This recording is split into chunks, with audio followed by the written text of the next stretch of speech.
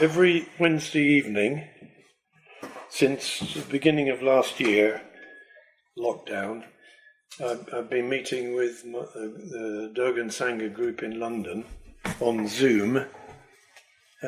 We've been studying chapters of the Shobo Genzo. Sitting first and then studying chapters of the Shobo Genzo. And the last one we did was in the second book, and it's called Juki. And Juki means receiving affirmation. Do you know the meaning of affirmation? I used it yesterday. Affirmation, yeah? Okay. And Juki as a phrase in Dogen's time was very commonly used to mean you will receive affirmation that if you practice Zazen, you will become a Buddha, or you will become enlightened. This was a common understanding. So if you practice, then you receive affirmation from your teacher or from the practice that in the future, if you continue, you will become Buddha. And in the chapter, Dogen kind of destroys that understanding, as usual. And he says, when you sit in Zazen, you are Buddha. You are enlightened. So this morning I want to talk about Zazen.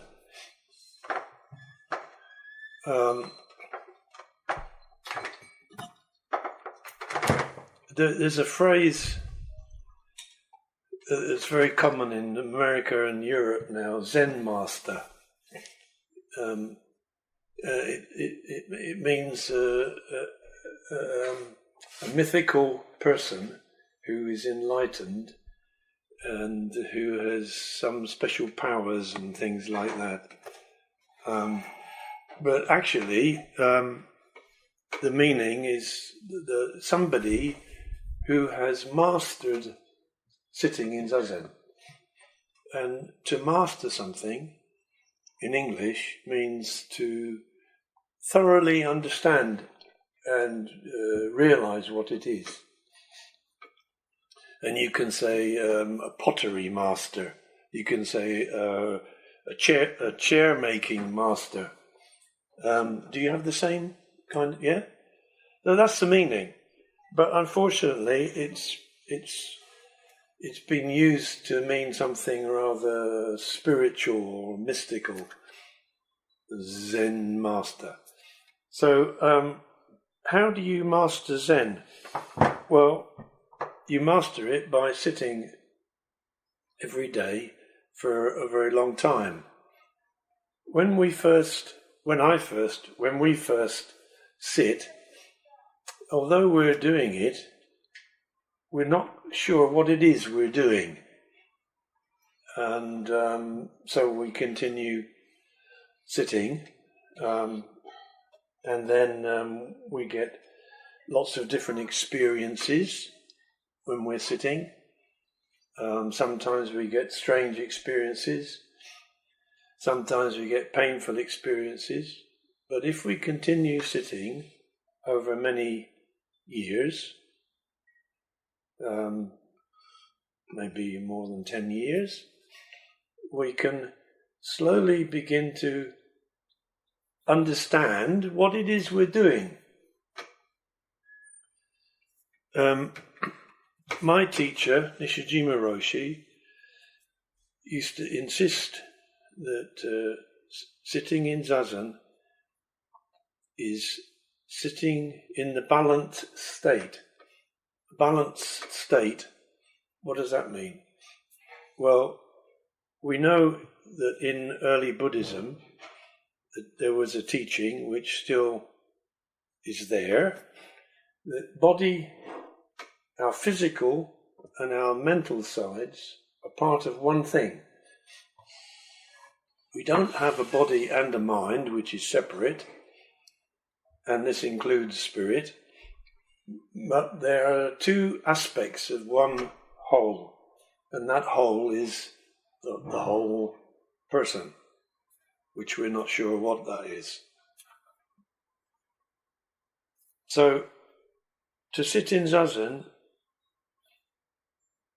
my teacher would say, is to achieve balance of body and mind. And this was based on Dogen's writings. He wrote many times, balance between body and mind, balance between physical and mental, or physical and spiritual, if you like. But when we sit, we have many different states, because it's a dynamic practice. It's always changing. Dogen wrote in his description of Zazen that it's not a fixed state. By that he meant it can't be fixed, because our body is sitting and our position is dynamic. So as we sit, as you all know, we get many different experiences. So which of those experiences is this balanced state, which people call enlightenment? Is it the experience where I'm thinking about what I'm going to have for dinner? Is it the thinking when I remembering what happened 2 years ago? Is it a deep meditative state where my eyes are closed and I'm somewhere deep inside myself? Where is it? Well,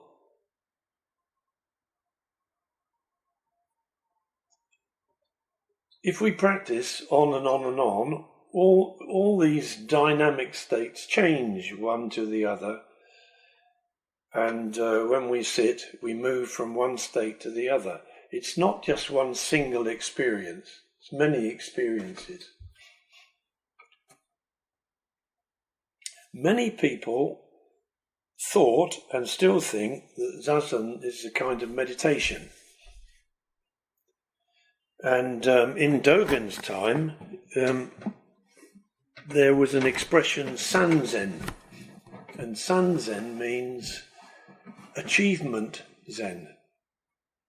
So it described sitting in Zazen to get something. And he said very clearly that you don't get anything. He denied that Zazen is Sanzen.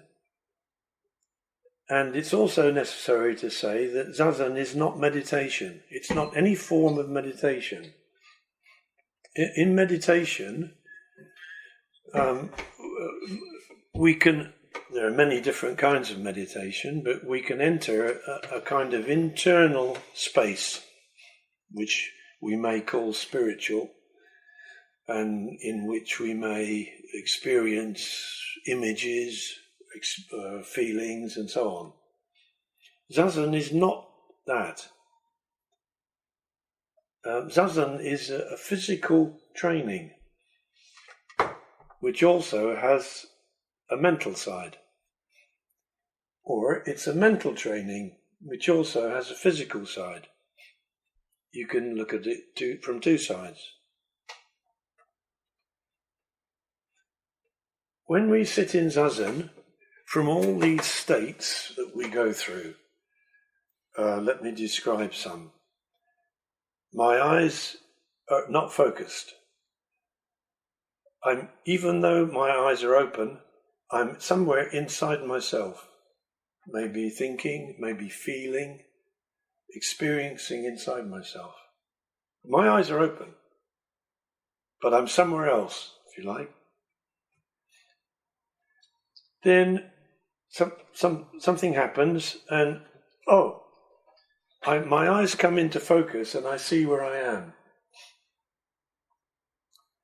And then my leg starts hurting, so I'm focusing on my pain in my leg, or pain in my back, or I feel my posture. So I'm moving from internal to external. If you like, from mental or spiritual internal experience to physical external experience. The focus of my attention goes backwards and forwards. The state of balance in Zazen is neither of those. Some of you heard me say this before, but if we think of skating or riding a bicycle, we know that when we start, there are two situations, this way and that way. Rollerblading or skating. And so we go like that. Slowly, after practicing, we find that between these two states is another state, which we didn't know. And so we learn to skate. It's a miracle. The small balance between left and right becomes wider. And when we master skating, that balance, which we couldn't find in the beginning, becomes a whole area. So then we're a master skater. And the same with riding a bicycle. But as you can see with riding a bicycle, when we ride, we're never perfectly in the middle. We're always wobbling a bit. So Zazen is the same. Between this internal mental or spiritual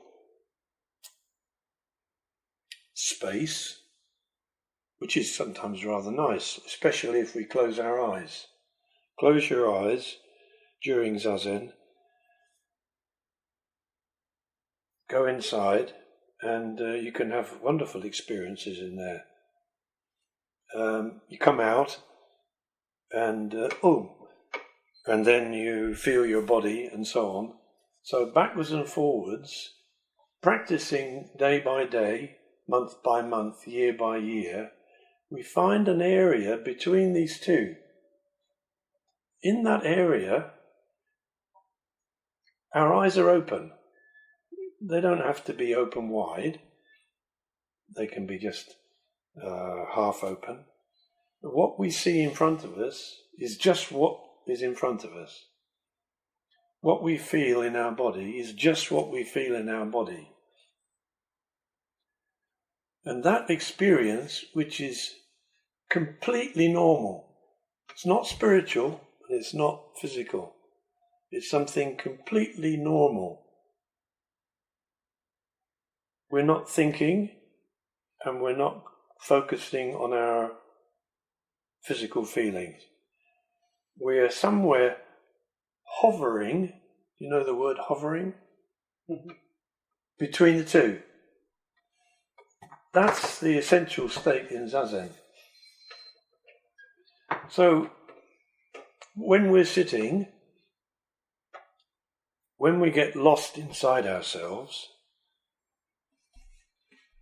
we suddenly come out again. Oh, I'm here. Where was I? When we come out like that, the best thing to do is to straighten our posture. Because Zazen is a physical practice, physical posture, the posture itself is very important. I don't want to be fixed about it, because all our bodies are different shape. Some people have spines shaped like this, some people have spines shaped like this. Some people have long bodies and short legs, some people have short bodies and long legs. Some people are very flexible in their hips, and some people are not. So what I'm telling you is kind of perfect model. In this perfect model, the posture of Zazen is to sit in physical balance. This means that your spine should be naturally straight, and your weight should be over your sacrum. So you can try this in Zazen, as many of you know, just by wobbling backwards and forwards.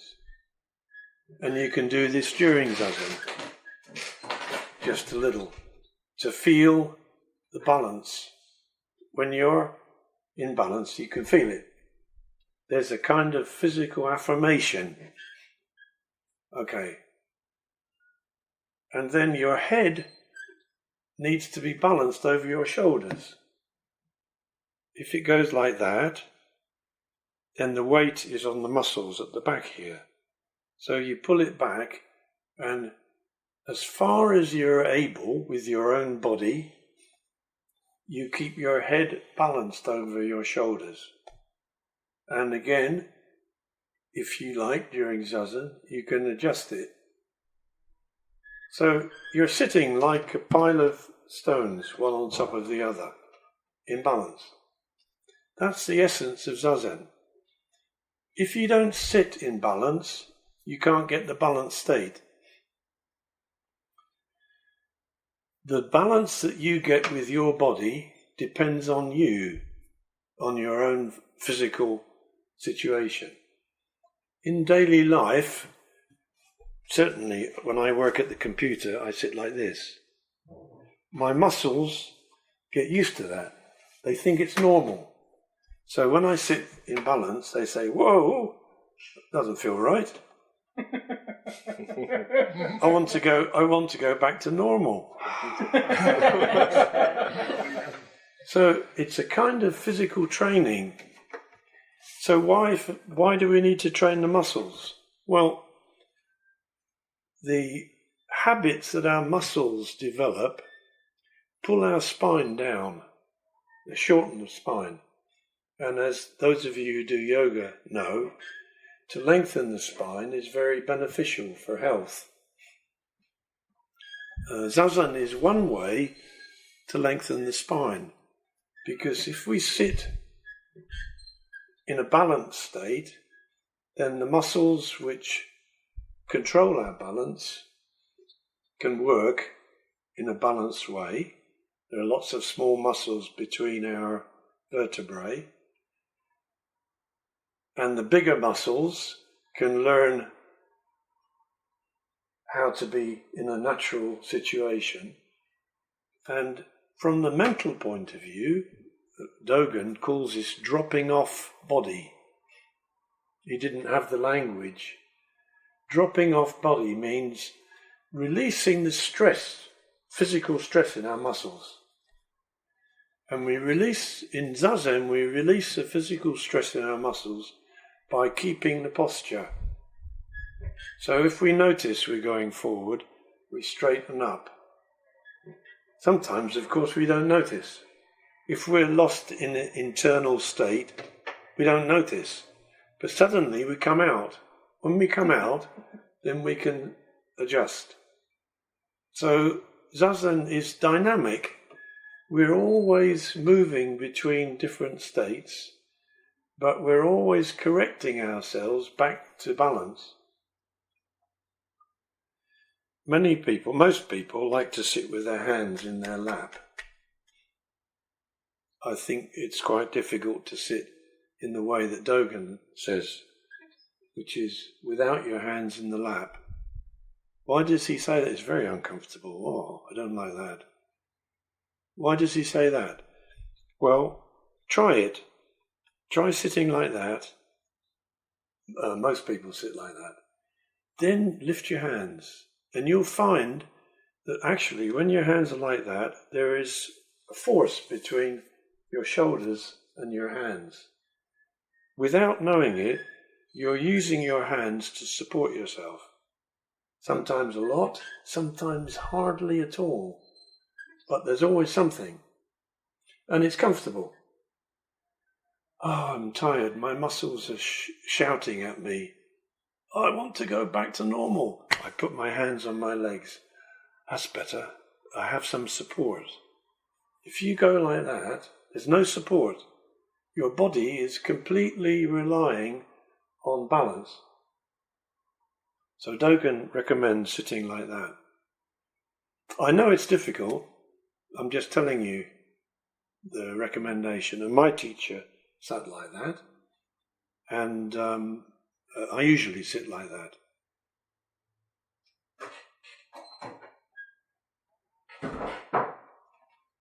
So, in this way, what I want to emphasize is Zazen is not meditation. Zazen is as much physical as it is mental or spiritual. It's a dynamic practice. It's a practice. You're practicing putting your body back into the balanced state, because in normal life we're dragging our body into all kinds of situations, positions. You know, I mean, everybody does it. Twisting the pelvis, you know, the muscles here are tight. And some people sit like that a lot. Some people can't talk to you unless they're like that. Some people don't like sitting like this. It feels uncomfortable. Why? Because they're not used to it. Some people have to cross their legs.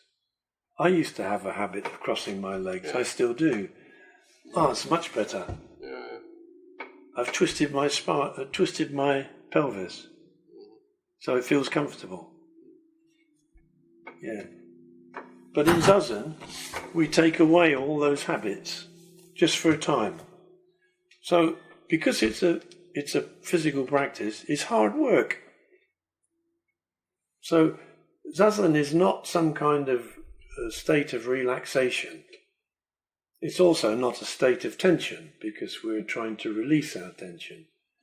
But it's not a peaceful, although Dogen writes it's a peaceful gate to the Dharma, he doesn't mean, you know, no problems. How you know? I know if he writes peaceful gate. Yeah. I know because I studied his whole of his writings for 40 years, and I sat every day for 45 years. That's how I know. And if you do the same, you can know the same. Yes. But why he was writing peaceful gate? Because if you practice balance, practice balance, and your body adjusts, it is a peaceful gate. And you might find that peaceful gate as you pass backwards and forwards through your physical, mental, body aches, mind busy. Somewhere in the middle of all that, you find for 1 second, 1 minute, peaceful gate. And that's the same as when you're learning to skate. Your ankles hurt, your body is tired, but then just for 1 minute you skated. And so you practice. And if you practice, you will find it. But more importantly, just like riding a bicycle, you have to wobble, and even skating you're wobbling. Real balance is different from our perfect balance, which is in our minds. Real balance is wobbling around. So, as long as we are practicing Zazen, sitting in balance and doing the best we can, then we are in the balanced state. It's just our balanced state when we start is wobbling all over the place. But if a child rides a bicycle like this, you don't say you're not riding a bicycle. You say, very good, you're getting better. So one difficulty with Zazen is when I'm talking about it now, we build up an idea, and the idea is different from the Zazen. The model is different from reality. So I want to emphasize this because there are lots of different forms of meditation. I don't know what they're like. Some of them I've never done it. I know how I can go inside myself and have lots of experiences. But that's not Zazen. In Zazen, the balanced state is a simple, very simple state where you see the wall or the floor, and it's just the wall or the floor. Your eyes are not glazed over. Your eyes are not shut. Your eyes are not wide open. They're just natural. And what you see in front of you and what you feel is normal. So it's also called the natural state. So to achieve the natural state, we practice sitting in the natural state. And if you see a small child sitting, they sit very naturally, beautifully. Little baby who can sit up, they sit like this. Empty mind, beautiful posture. But then we enter the trance. And it pulls us this way, and then our bodies carry our experiences. And I went for a hike the other day in near Hradec Králové, and at the end of the hike I was coming into the railway station, and there's a woman in front of me. She was younger than me, and she was walking like this. That was for her, it was perfectly normal. She had no idea that she was walking like that. And you see people who walk with their one shoulder higher than the other. And they don't know. A great way to put our muscles back into the natural state is to do yoga. It's a wonderful method. And I recommend doing some kind of simple yoga as well as sitting. Because often when we sit, our muscles are very tense. If our muscles are really tense from what we did last week or yesterday, then it takes a lot of zazen to release them. But with yoga or stretching of some kind or sport, we can release the tension, and then it's easier to sit. If I sit and it's really, really difficult, my body is really painful, I stop. I get up and go for a walk, or do some stretching, or go for a bike ride. Because if your body is really carrying the weight of your life, just to sit zazen half an hour won't make so much difference. You've got lots of tension in your muscles. You've got lots of stress. So Dogen writes, even in the 13th century, practicing zazen is one way to achieve a balanced state.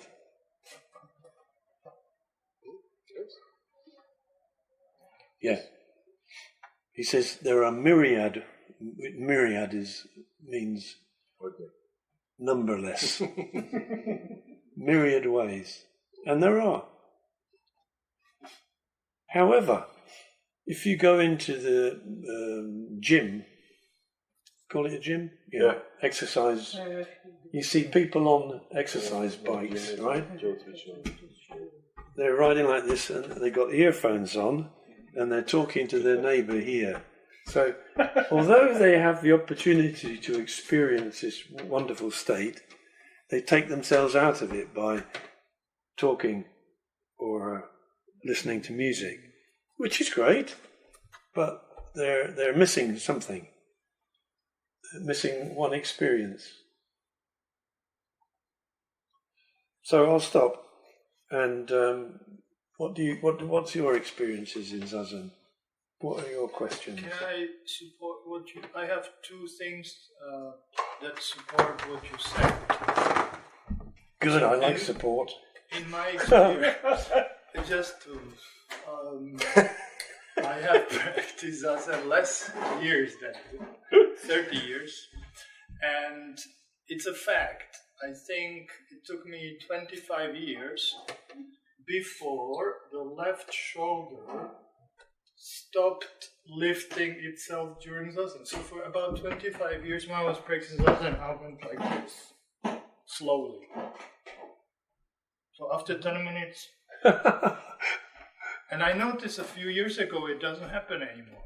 So no, it doesn't. The point is, when you practice for many years, some strange habits may calm down. You may relax some strange tensions, but it takes years for some reason. And probably if you practice some specific yoga, you can do it quickly. I think yoga would have helped. Yeah, but another thing, after 20, 25 years, I also dropped some strange needs, mental needs. I need that, I want to be like that, I just give up. But I couldn't do this to decide, I want to be relaxed. So after 20 or 25 years of Zazen, one day I stopped worrying about something I worried about for all my life. And one day it's just like, I don't care anymore. Probably Zazen. Probably. And as for the peaceful, like you say, you doubt it's peaceful gate. I didn't say that, but carry on. No, you said okay. Dogen said it's a peaceful gate. Yeah. You said peaceful. You know me that I don't look very peaceful. I'm very busy. My life is very busy. I like to be active. I like to go to the beach and swim in the ocean. And I'm full of energy and happy. But then I sit on the beach and I'm getting to the point. And I'm sitting on the beach like this and watching women bikini. And then I realized, why are you so restless? This is beautiful ocean, Greece, everything is wonderful, fish, swim, clean water. Why don't you calm down? Because I really still feel a bit restless, not peaceful. So what I because do of is... the woman. Yes. I'm like, I'm happy here. I'm happy.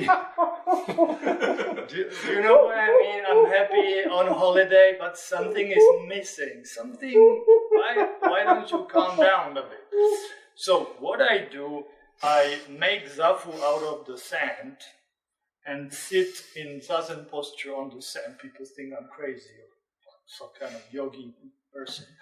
But nobody knows that only then I finally relax and let go.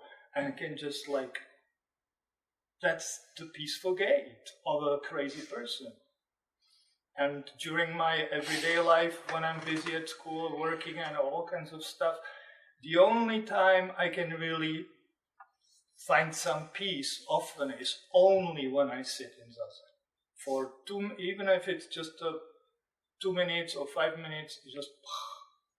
So I do it every morning, and it helps me to survive. And in the evening again.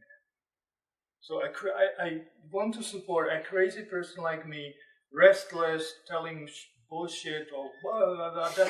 People say, that guy is not a Buddhist, you can't be a Buddhist. Nobody knows that when I practice Zazen, I can calm down. Maybe Paulina knows of it. Actually, you don't need to be a Buddhist. Yeah, I know. I don't care anymore. No, I used to care. Yeah. So I support both these 2 points. Okay? Relax your body and relax your mind.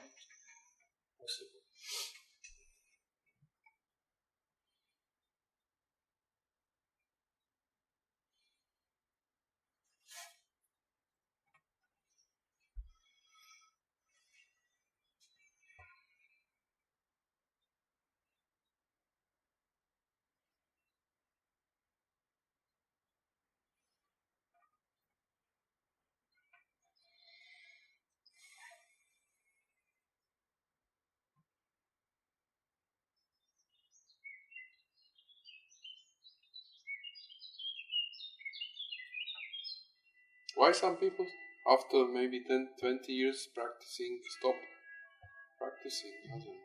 Why? Why? Do you think? Why?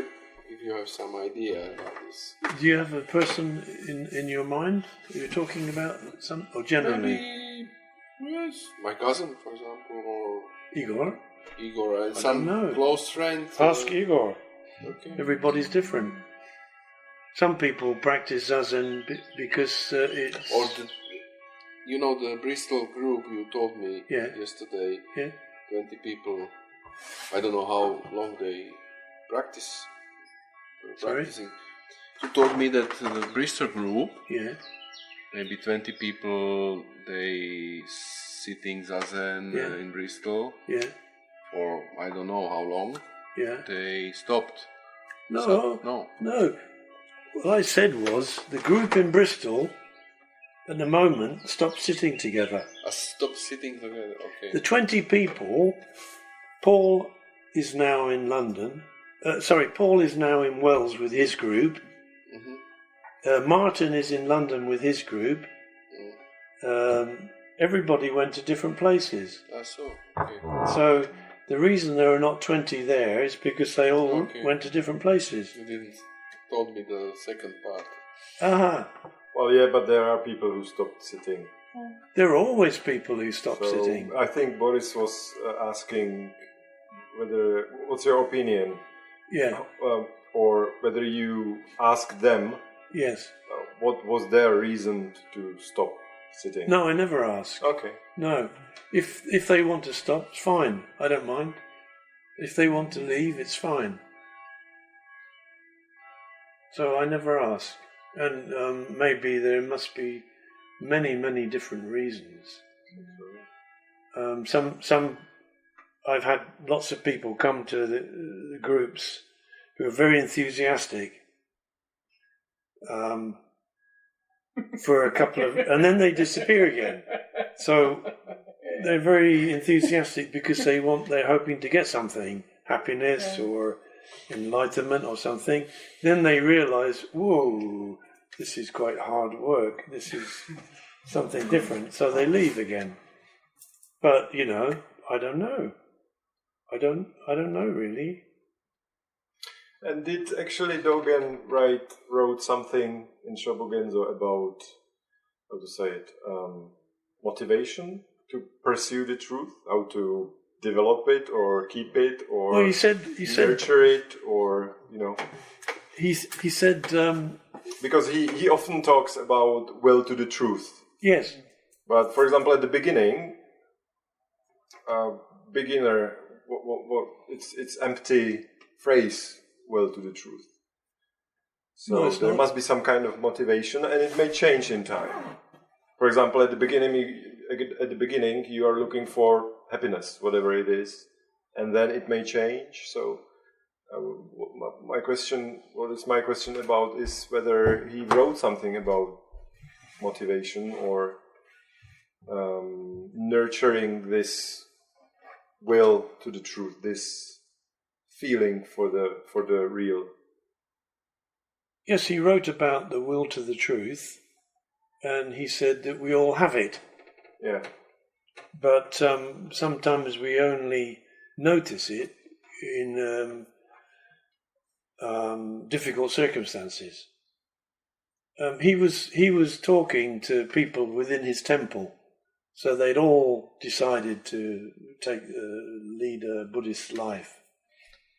But for instance, my teacher Nishijima Roshi used to talk about will to the truth.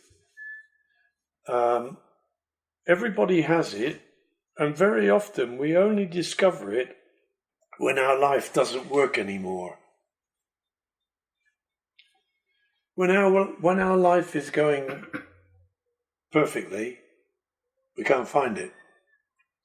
And for instance, we can say, in a way, somebody who wants to be rich or famous, they're following a kind of will or direction they have. But when they arrive at their target, they're not satisfied. But what takes them towards their target, is the same will to the truth that takes us towards Zazen. So you can feel that you have a will to the truth is not a very satisfactory phrase, really. Something is pushing us,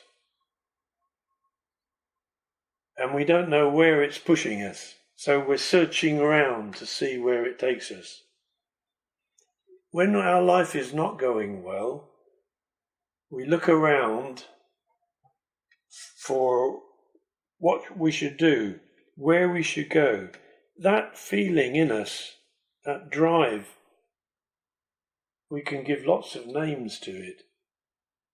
But the essential drive or motivation is called the will to the truth. So everybody has it, but we look for it in different places. Some people look for it in meditation, some people look for it in Zazen, some people look for it in fame, some people look for it in rich life, some people look for it in pleasure, but they won't find it. Because, for instance, if you try to find what you're looking for in pleasure, if you pursue pleasure on and on, because it's an unbalanced state, you can't find happiness. If you look for what you're seeking in being rich, then you can become very rich, but it's never enough. Oh, so I've got everything. I've got all. So I want to go to the moon. So I know I'll invent a spaceship and go to the moon, and then that's not enough. So it's we can call it a kind of childlike curiosity.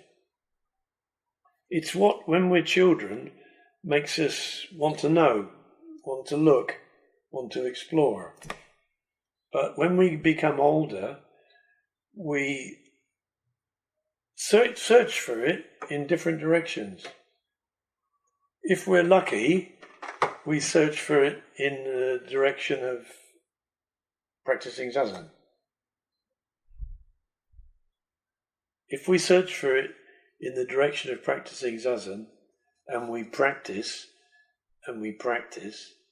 eventually we will find it.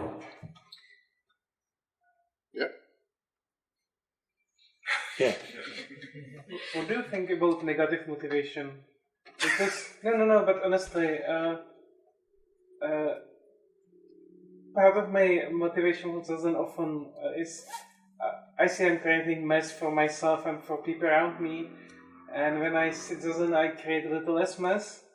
So it seems I admit it's probably part of my motivation of doing Zazen. Negative motivation? You mean doing something you don't want to do? No. What does it mean? I'm creating a lot of mess for myself and people around me. When I sit Zazen, I'm doing a little less mess. Well, maybe you're not creating the mess for people around you, but you feel it. Yes? Well, maybe the fact that you feel it is the problem. Then maybe there is no mess. Did you think about that? You don't want to think about it like that. You need to feel that you're creating a mess. No? No, I'm not sure. No. Maybe Okay. I'm used to feel it. But Yeah. my wife says that I'm creating a lot of mess.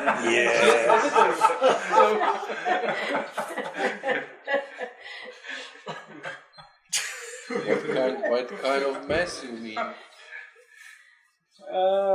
Special Daily kind stuff, of being mess, nervous, being not nice to each other, being not satisfied with what, Normal relationship. Yeah. But then you see the children copying myself, and it's like, wow, they will have. It's so. You see, I'm transferring these bad habits to my children. Well, we do that even if we don't want to. Yeah, absolutely. Yeah. We all do that. We transfer to our children things that we don't realise. Yeah. And the first noble truth life is a mess. Yes, kind of. Yeah, kind of. I don't understand negative motivation. I can't grasp the meaning of it.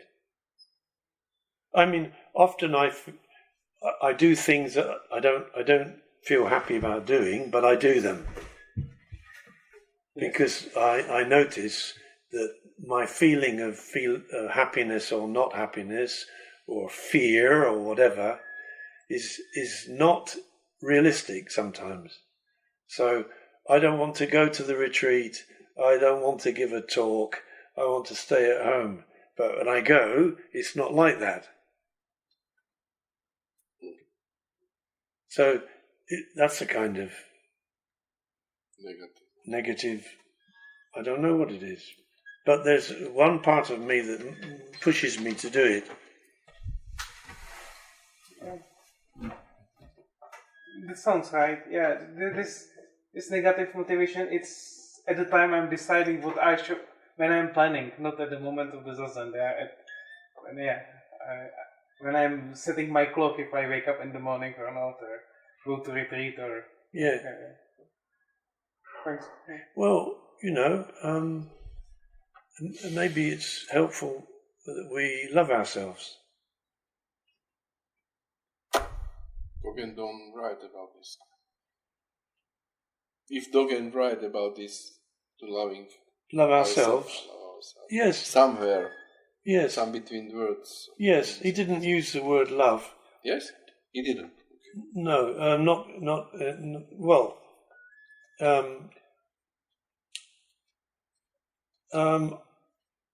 No, Dogen didn't say we should love ourselves. I'm saying it. Okay. Yes. I think it's very important. Yeah, but many mess. To love ourselves love ourselves doesn't mean to be kind to ourselves or to think we're great. It means to accept who we are, shit and everything. And to love somebody else is also the same. Not romantic love, but just say, I accept that person just as they are. It's difficult for us to do.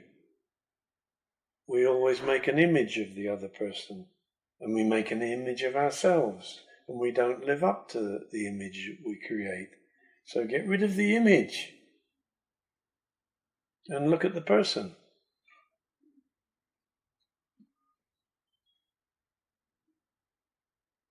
Dogen didn't write that either.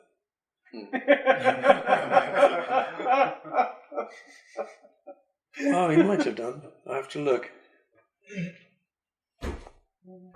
So,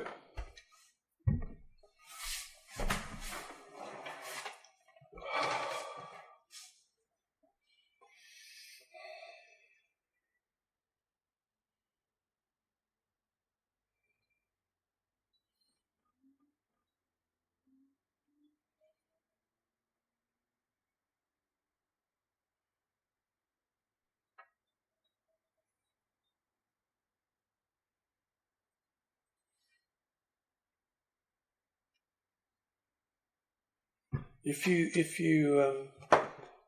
during the zazen this weekend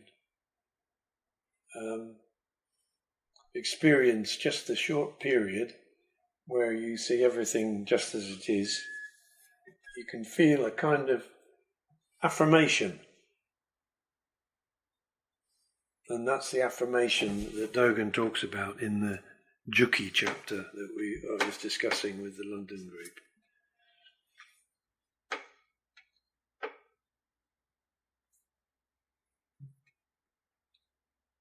But don't look for it. And if we try to grab it, we will screw it, right? Yeah. It's like trying to get that moth.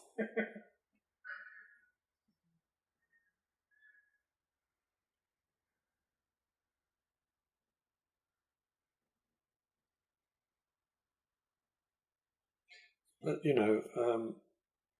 we have to look at from many different viewpoints to see what is beyond words.